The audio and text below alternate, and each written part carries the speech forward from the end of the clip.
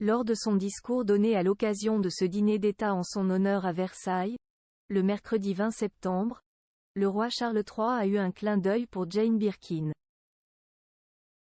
De quoi toucher Charlotte Gainsbourg présente. La suite après la publicité, c'était le dîner à ne pas manquer. Mais ils sont seulement 160 convives triés sur le volet à avoir pu y assister. Ce mercredi 20 septembre, quelques invités prestigieux ont partagé un dîner d'État organisé le 20 septembre 2023 à la Galerie des Glaces, au château de Versailles, par Emmanuel Macron en l'honneur du roi Charles III. Charlotte Gainsbourg en a fait partie.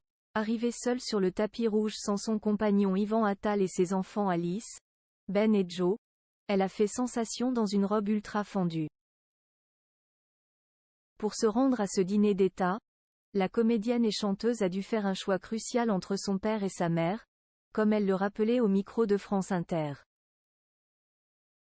Mais entre assister à l'ouverture de la maison Gainsbourg, et au dîner d'honneur au souverain britannique, elle a fait son choix.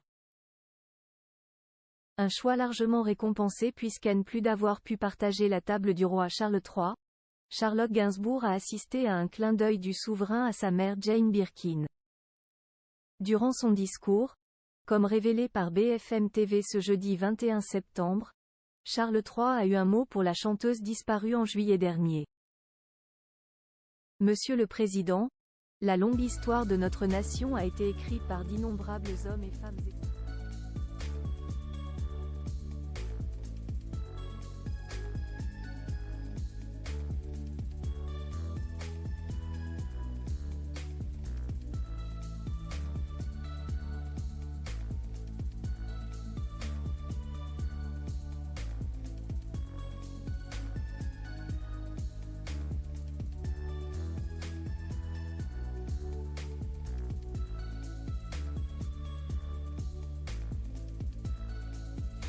Sur Instagram, l'artiste de 52 ans a ainsi partagé une carte distribuée aux invités au début du dîner sur laquelle on retrouve le discours du roi.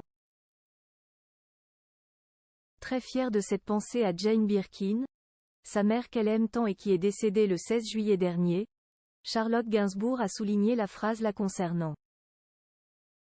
De cette soirée à Versailles, la compagne des Yvan Attal gardera donc ce souvenir à jamais.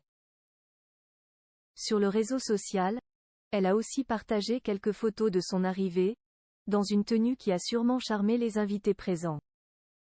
160 convives parmi lesquels on retrouvait notamment Mick Jagger, Hugh Grant ou encore Didier Drogba. La suite après la publicité.